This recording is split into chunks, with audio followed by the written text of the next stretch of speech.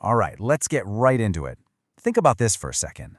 Have you ever gotten some truly devastating news? You know, the kind of situation where everyone around you is just breaking down, they're in tears, but you're just sitting there, feeling completely and totally empty. And you know you should be crying, right? Like your brain is telling you, this is a tragedy. But instead of tears, it's nothing.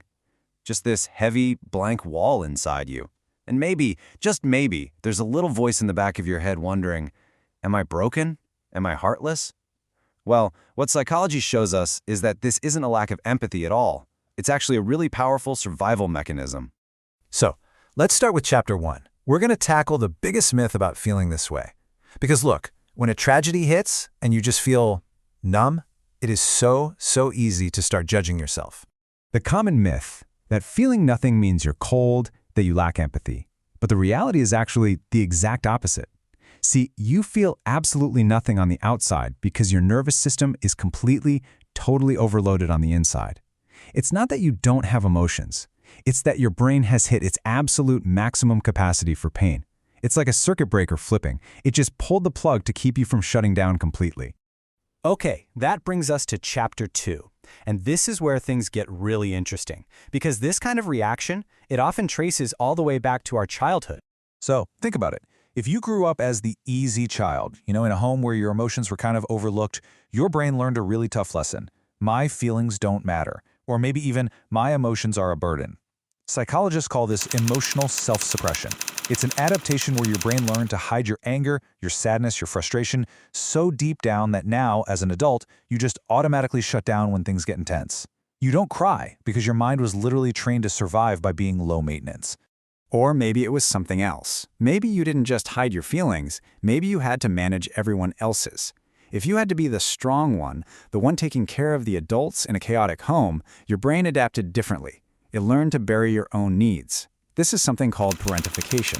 You basically learn to stay calm, to solve problems, to be the adult, long before you were ready.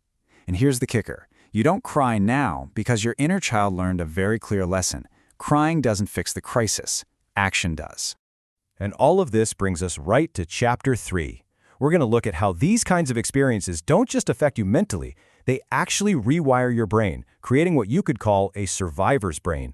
See, when you grow up with chaos or support that's just not consistent, your brain basically stays on high alert all the time. Research shows that early stress literally conditions the brain to expect unpredictability. So even when things are totally peaceful, there's a part of your mind that's still on guard, still scanning the horizon. So when a new crisis hits today, your brain doesn't default to grief mode, it defaults to threat management mode.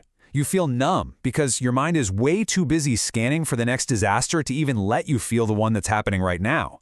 And this leads perfectly into our second key finding. If you've been through a lot more than you ever let on, you've probably developed this rare kind of emotional endurance. What the research shows is that repeated exposure to stress can actually strengthen your emotional resilience over time. Your brain just doesn't panic or cry as quickly as other people's because, let's be honest, you have literally survived worse. So that numbness you feel, it's not a malfunction. It's emotional armor. It's the thick armor you built in silence to survive all the times you had to protect yourself. All right, on to chapter 4. We have to talk about timing. Because here's the thing, the feelings are there. They absolutely exist. They just, well, they operate on a very different schedule. I call it the delayed storm. The truth is, you feel things incredibly deeply. You just don't feel them on a normal schedule. You're so used to holding it all together when the pressure is on, that the tears, they just don't come when everyone expects them to. Nope.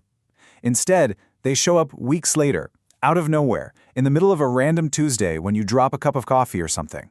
And here's why. Your brain only allows you to process the pain when it finally feels safe enough to let your guard down. So what do we do about all this? Well, that leads us to our final chapter. Chapter 5, How to Feel Again. This is about the practical stuff, what you can actually do starting now. So how do you begin to thaw out this emotional numbness? Step 1 is huge.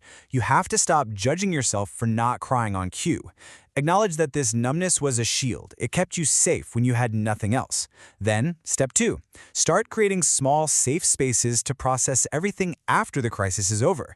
This could be anything: journaling, talking to a therapist, or even just sitting in silence with no distractions. The goal is to intentionally signal to your nervous system, hey, the danger's gone. It's finally safe to feel now. You know, I really hope this helped you understand yourself a little better.